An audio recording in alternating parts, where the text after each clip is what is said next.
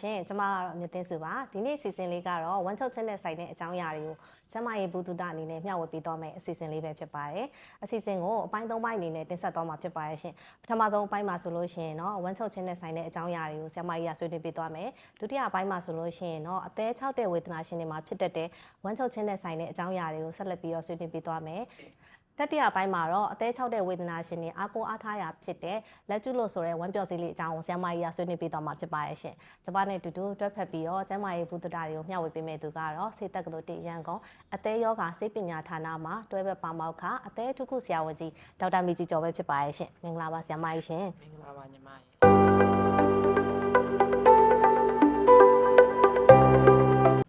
မိုင်ဒီနေ့မှာတော့ပေါ့နော်မြတ်စွာဆရာမကြီးကိုလေဝမ်းချုပ်ခြင်းနဲ့ပတ်သက်တဲ့အကြောင်းအရာလေးကိုမေးချင်ပါတယ်ဝမ်းချုပ်ခြင်းဆိုတာဘာလဲမမဟုတ်ဝမ်းချုပ်ခြင်းဆိုတာလေလူနာတွေမှာပေါ့နော်သတ်မှတ်တဲ့အခါကျတော့ကျမတို့တစ်ပတ်ကိုလူတွေကဝင်း3ခါလောက်မသွားဘူးဆိုရင်တော့ဒါဝမ်းချုပ်တယ်လို့သတ်မှတ်တယ်အဲဆိုတော့ကျမတို့ပေါ့နော်လူနာတွေကပြောကြတာတော့ဝမ်းချုပ်တာကိုအမျိုးမျိုးပြောကြတယ်ပေါ့နော်တချို့ကြတော့ဝင်းမာတယ်တချို့ကြတော့ဝင်းကျစ်တယ်ပေါ့နော်တချို့ကြတော့ဝင်းကညှစ်လို့မရဘူးပေါ့နော်တချို့ကြတော့လည်းဝင်းကပိတ်နေတတ်တယ်အဲ့လိုခါမျိုးမှာဝင်းကိုလက်နဲ့ကလော်ထုတ်ရတဲ့ဟာမျိုးတွေရှိတတ်တယ်အဲ့ဒါလေးတွေအနေနဲ့ဒီကျမတို့ရဲ့လူနာတွေကပေါ့နော်ဒီလိုလေးတွေပြောပြကြပါတယ်ဟုတ်မအဲ့တော့လေမြတ်စုသိချင်တာပေါ့လေဝမ်းချုပ်တာကိုဖြစ်စေတဲ့အကြောင်းရင်းတွေရောဘယ်လိုဟာတွေကြောင့်ဝမ်းချုပ်လဲဆိုတာလေးကိုလည်းမဆက်ပြီးတော့ပြပေးပါအောင်ရှင်ဝင်းချုပ်တာကိုဖြစ်စေတဲ့အကြောင်းရင်းတွေကတော့အများကြီးရှိတာပေါ့နော်အဲဆိုအဓိကကတော့လေအမားတို့ဒီလူနာတွေကဒီအမြင်တက်ပါတဲ့အစားအသောက်တွေပေါ့နော်အမြင်တက်ပါတဲ့အစားအသောက်တွေစားသုံးမှုနည်းတယ်အမြင်တက်မပါတဲ့အစားအသောက်တွေကြတော့စားသုံးမှုများတယ်ပေါ့နော်ဥပမာဆိုရင်အမြင်တက်မပါတဲ့အစားအသောက်တွေကဆိုရင်ကျမတို့ဒီအသီးရွက်တွေပေါ့ဟင်းသီးရွက်တွေကြတော့မစားတော့ဘူးကျမတို့ဗမာလူမျိုးတွေစားနေကြတော့ဆန်လို့ဂျုံလို့ပေါ့နော်ထမင်းတွေစားကြတယ်ဂျုံတွေစားကြတယ်သူကအမြင်တက်ပါဝင်မှုအားနေတယ်ပေါ့နော်လို့ဆိုအဲ့လိုစားတောက်မျိုးစားရင်ဝင်ချုပ်တတ်ပါတယ်နောက်ရေတောက်သုံးမှုပေါ့နော်ရေတောက်သုံးမှုအနေနဲ့လည်းရေပမာဏကိုကောင်းကောင်းမတောက်ဘူးဆိုရင်လည်းရေတောက်သုံးမှုနဲ့လည်းဝင်ချုပ်တတ်ပါတယ်နောက်တစ်ခုအနေနဲ့ကတော့ဒီအထိုင်များတာပေါ့နော်တချို့လူတွေဆိုရင်အထိုင်များတယ်ဥမာဒီထိုင်ပြီးတော့အလုပ်လုပ်နေရတဲ့စီရေးတွေကွန်ပျူတာစီရေးတွေဒီလိုတွေမှာအထိုင်များတယ်ကွယ်အဲ့လိုဆိုတော့သူတို့ကအလိုရင်းနဲ့အထိုင်များတာနဲ့ဝင်ချုပ်သွားတယ်သူတို့တွေမှာဒီကိုယ်လက်လှူရှားမှုတွေနည်းတယ်ကိုယ်လက်လှူရှားမှုနည်းတဲ့အတွက်ကြောင့်မလို့လည်းဝင်ချုပ်တာပေါ့ကွယ်နော်တချို့ကြတော့ယောဂကြောင့်မလို့ချုပ်တာညီမရဲ့ယောဂတွေထဲမှာဥမာဆိုရင်ဥမာကြီးကင်ဆာလိုဟာမျိုးပေါ့နော်ဒါဆိုရင်ဝင်ချုပ်တယ်နောက် thyroid hormone နည်းတဲ့ယောဂတွေမှာလည်းဝင်ချုပ်တယ်တချို့စီးကျိုလူနာရှင်တွေမှာလည်းဝင်ချုပ်တတ်ပါတယ်ညီမရဲ့ခုကတော့ပေါ့နော်ဆေးနဲ့ပတ်သက်လို့ပေါ့နော်ဆေးတွေတချို့ဆေးဝါးတွေကဝင်ချုပ်တတ်ပါတယ်ကွယ်ဝင်ချုပ်တဲ့ဆေးတွေကဥပမာဆိုရင်အကိုက်ခဲပြောက်ဆေး NSAID တွေပေါ့တချို့ဆေးတွေကြတော့ဥပမာတန်တက်ပါတယ်ဆေးတွေပေါ့တန်တက်ပါတယ်ဆေးတွေတောက်သုံးနေရရင်ဝင်ချုပ်ပါတယ်နောက်အသက်ကြီးတဲ့လူတွေပေါ့နော်အသက်ကြီးတဲ့လူတွေမှာဆို polypharmacy လို့ခေါ်တာပေါ့နော်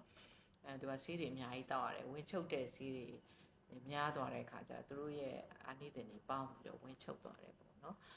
တချို့ကျတော့routine ပေါ့နော်ကိုယ့်ရဲ့နေ့တူတူကလှုပ်ဆောင်ချက်တွေပြောင်းသွားတယ်ဥပမာဆိုခီးသွားလိုက်တယ်ပေါ့နော်ခီးသွားလိုက်တဲ့အခါမှာအိတ်ချိန်တွေစားချိန်တွေပြောင်းလဲသွားတဲ့အတွက်ကြောင့်ဝင်ချုပ်တာမျိုးလည်းရှိပါတယ်ဟုတ်ကဲ့မမဟုတ်ဝမ်းချုပ်ခြင်းနဲ့ပတ်သက်တဲ့အကြောင်းအရာတွေကိုရှင်းပြပေးသွားတဲ့အတွက်မမကိုကျေးဇူးတင်ပါတယ်ထပ်ပြီးတော့မေးချင်တာပေါ့နော်ဘလို့ဝမ်းအခြေအနေမျိုးတွေဆိုလို့ရှိရင်ဝမ်းချုပ်တယ်ဝမ်းလျှောတယ်နဲ့ပုံမှန်ဝမ်းလို့သတ်မှတ်တယ်ဆိုတာလေးကိုလည်းမမကရှင်းပြပေးပါအောင်ရှင်ဒီဝမ်းအခြေအနေနဲ့ပတ်သက်ပြီးတော့ဆရာမတို့လေ Bristol Stool Chart ဆိုတာရှိတယ်ပေါ့နော်ဝင်းအခြေပြစရာလေးပေါ့နော်အဲ့ဒီမှာဆရာမတို့ကအမျိုးအစား9မျိုးရှိတယ်ပေါ့နော်အမျိုးအစား1ကတော့ဒီစမြင်းနှုံးလေးတွေသွားတဲ့ဝင်းမျိုးအစား1လို့ခေါ်တယ်ဟုတ်ကဲ့ပါမဟုတ်အမျိုးအစား2ကတော့ဒီစမြင်းနှုံးလောက်တော့မမာဘူးဒါပေမဲ့လို့ဝင်းသွားဖို့ခက်ခဲနေသေးတယ်အဲ့လိုအမျိုးအစားကိုအမျိုးအစား2လို့ခေါ်တယ်ညီမရဲ့ဒီအမျိုးအစား1နဲ့2ကတော့ဒါကိုကျမတို့ကဝင်းချုပ်တယ်လို့ခေါ်တယ်ညီမရဲ့ကဲပါရှင်မျိုးစား3ကတော့ဒါတာမန်လူတွေမှာသွားတာပေါ့နော်ဝင်းပြော့သွားတယ်ဒီဝင်းချုပ်တလောက်လည်းမမာတော့ဘူးပေါ့နော်ဒီပုံမှာအခြေပြစရာလေးမှာဆရာမပြထားတယ်နော်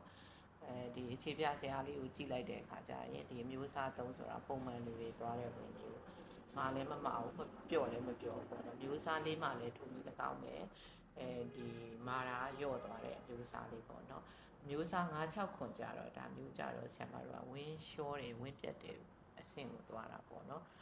ဝင်းရဲ့ပုံစံမဖြစ်တော့ဘူးသူကဒီပျော့လေးတွေသွားတယ်နောက်ဆုံးအမျိုးစားခွန်ဆိုရင်လေဝင်းလျှောတာပေါ့နော်ဆရာမဟိုအခုဝင်းလျှောတဲ့ຢာဒီမှာဆိုရင်ဝင်းလျှောတာကရေလိုပဲသွားတယ်ပေါ့နော်အဲ့လိုမျိုးအဖက်တွေမတွေ့တော့ဘူးဆိုတာဆိုဝင်းလျှောတယ်လို့ခေါ်ပါတယ်ညီမရဲ့ဒီ restore to check လေးကိုကြည့်ခြင်းအပြင်ကျမတို့ကကိုယ့်ရဲ့ဝင်းအခြေအနေလေးကိုခံမှန်းလို့ရပါတယ်ညီမရဲ့ဟုတ်ကဲ့မကျေးဇူးတင်ပါတယ်အခုလိုပြောပြပေးရတယ်လေဟုတ်ကဲ့ရှင်မြတ်စုဒီအပိုင်းလေးမှာထပ်ပြီးတော့မေးချင်တာကတော့လေခုလိုပေါ့နော်ဝမ်းချုပ်တယ်ဆိုပြီးတော့ပြောကြရပေါ့နော်အဲ့တော့မမပြောပုံရဆိုရင်ဝမ်းချုပ်တယ်ဆိုတာကလည်းလွယ်မြောင်နဲ့ခတ်တာပေါ့နော်ဝမ်းမချုပ်အောင်ပေါ့နော်ဘယ်လိုမျိုးနေထိုင်စားတောက်တင်တယ်ဘယ်လိုမျိုးကုသရမလဲဆိုတဲ့ဟာလေးကိုလည်းမမကဆက်ပြီးတော့ရှင်းပြပေးပါအောင်ရှင်ဒီအရှိမအမပြောပြခဲ့တယ်လေနော်ဝင်းချုပ်တဲ့အကြောင်းရင်းတွေကဒါ fiber တွေစားသုံးမှုနေတယ်ဆိုတော့အမတို့က fiber စားသုံးမှုများအောင်လို့ဒီပုံလေးထဲမှာအမတို့ပြထားတယ်ဘလို့အသီးနှံလေးတွေစားမလဲအသီးရွက်လေးတွေစားမလဲပေါ့နော် vegetable ဆိုတဲ့ဒီအသီးရွက်တွေတွေကဆိုရင်အမတို့စားလို့ရတာ broccoli တို့ပန်းစိမ်းတို့နောက်မုံညင်းရွက်တို့เนาะဒါလေးတွေစားလို့ရတယ်ညီမရဲ့အသီးနှံတွေတွေကဆိုလဲစားစရာတွေများပါတယ်12ရာသီပေါ်နေတယ်ငပြောသီးစားလို့ရတယ်เนาะညီမအခုရာသီမှာပေါ်နေတာဆိုလိမ္မော်သီးတို့နောက်တစ်ခါပန်းသီးတို့ပန်းသီးလည်းရာသီမျိုးစားလို့ရတယ်နောက်တစ်ခါထောပတ်သီးတို့ဒါလေးတွေကလည်းဒီအမြင့်တက်များတဲ့အစားအသောက်တွေပေါ့နော်ကျမတို့နေ့တူကဟင်းချက်တဲ့အထဲမှာပါတယ်လေညီမလေးဟုတ်ကဲ့ပါကျက်သွန်နီတို့ငရုတ်သီးတို့ဒါတွေကလည်းမြင့်တက်ပါတယ်ညီမရဲ့နောက်ပဲမျိုးပေါ့နော်ဒီလူအတွက်လည်းဒီအသားထက်ရတဲ့ပဲမျိုးသူကလည်းမြင့်တက်များပါတယ်ညီမရဲ့အဲ့လိုဆိုဒီလိုအစားအသောက်တွေကိုအမတို့ဟိုများစားသုံးပေးမယ်ဆိုဝင်ချုပ်ခြင်းကိုကာကွယ်နိုင်တာပေါ့ညီမရဲ့နောက်တစ်ခုကတော့ရေများတောက်သုံးဖို့လိုအပ်တယ်ပေါ့နော်ရေတောက်ခြင်းအဖြစ်ဝင်းမှန်ပါတယ်ကွယ်နောက်တစ်ခုကတော့ဆရာမတို့ကိုယ်လက်လှူရှာမှုတွေပေါ့နော်ကိုယ်လက်လှူရှာမှုတွေလုပ်ရင်လည်းဒီဝင်းမှန်သွားတယ်အဲ့ဒါတွေနဲ့မှဆရာမတို့လှုပ်ဆောင်လို့မှဝင်းမသွားဘူးဆိုရင်တော့ဆရာမတို့ဆေးတွေကူရတာပေါ့နော်ဝင်းပြော့ဆေးတွေကူဖို့လိုအပ်ပါလိမ့်မယ်ညီမရေနော်ဟုတ်ကဲ့မမဟုတ်မမပြောမှာပဲအများကြီးသိလိုက်ရတယ်ပေါ့နော်ဟုတ်ကဲ့ရှင်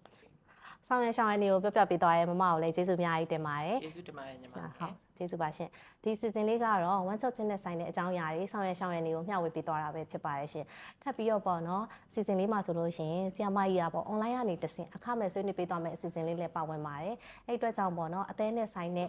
ကျမရေးဆွေးနွေးမှုတွေဝမ်းချုပ်ခြင်းနဲ့ဆိုင်တဲ့ကျမရေးဆွေးနွေးမှုတွေကိုဆီယမကြီးကိုမေးမြန်းခြင်းနဲ့ဆိုလို့ရှိရင်တော့ဗီဒီယိုလေးရဲ့အောက်မှာ comment လေးဝင်ရေးပြီးတော့ပါဝင်နိုင်တယ်ဆိုတဲ့အကြောင်းကိုလည်းဖိတ်ခေါ်လိုက်ပါတယ်ရှင်အားလုံးကိုကျေးဇူးအများကြီးတင်ပါတယ်ကျေးဇူးတင်ပါတယ်